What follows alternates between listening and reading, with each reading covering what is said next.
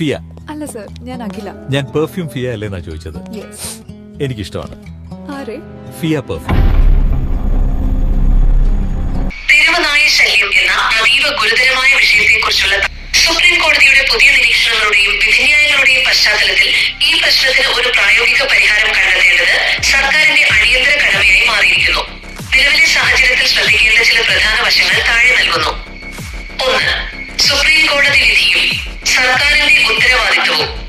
കോടതി പലപ്പോഴായി വ്യക്തമാക്കിയതുപോലെ മനുഷ്യജീവന്റെ സുരക്ഷയ്ക്കാണ് മുൻഗണന. അക്രമാസക്തരായ റാബിഡ് ഓർ ഡേഞ്ചറസ്ലി അഗ്രസീവ് നായ്ക്കളെ നിയമപരമായ നടപടിക്രമങ്ങൾ പാലിച്ചു കൊന്നൊടുക്കാൻ നിലവിൽ തടസ്സമില്ല. എന്നാൽ ഇത് നടപ്പിലാക്കുന്നതിൽ ഉദ്യോഗസ്ഥ തലത്തിലുള്ള മെല്ലെപ്പോക്ക് വലിയ പ്രതിസന്ധിയാണ്. 2. പരിഹാരത്തിനായുള്ള കർമ്മ പദ്ധതി ആക്ഷൻ പ്ലാൻ. മുൻഗണന. നടപടിക്രമം.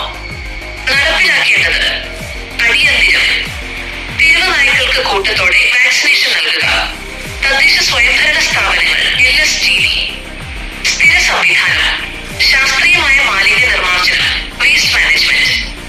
നഗരസഭകൾ പഞ്ചായത്തുകൾ. നിയന്ത്രണം. ABC ആനിമൽ ബർത്ത് കൺട്രോൾ സെന്ററുകളുടെ എണ്ണം വർദ്ധിപ്പിക്കുക. മൃഗസംരക്ഷണ വകുപ്പ്. സുരക്ഷ. സ്കൂളുകൾ, ഹോസ്പിറ്റലുകൾ എന്നിവിടങ്ങളിൽ നായശല്യം ഒഴിവാക്കാൻ പ്രത്യേക സോണുകൾ. പോലീസും തദ്ദേശ സ്ഥാപനങ്ങളും. 3. ഭക്ഷണമില്ലെങ്കിൽ നായകളില്ല. ഇത് വളരെ കൃത്യമായ നിരീക്ഷണമാണ്. റോഡരികിലെ ഇറച്ചി മാലിന്യങ്ങൾ നായ്ക്കളെ അക്രമാസക്തരാക്കുകയും അവയുടെ പ്രജനനശേഷി വർദ്ധിപ്പിക്കുകയും ചെയ്യുന്നു. വളർത്തു നായ്ക്കളുടെ ഉപേക്ഷിക്കൽ. പലപ്പോഴും തെരുവ് നായ്ക്കളുടെ എണ്ണം കൂടാൻ പ്രധാന കാരണം ഉടമസ്ഥ നായ്ക്കളെ വഴി ഉപേക്ഷിക്കുന്നതാണ്. മൈക്രോചിപ്പിംഗ് പോലുള്ള സംവിധാനങ്ങൾ വഴി ഉടമയെ കണ്ടെത്താനും പിഴ ഈടാക്കാനും സാധിക്കണം. 4. പൊതുജനങ്ങളുടെ പങ്ക്.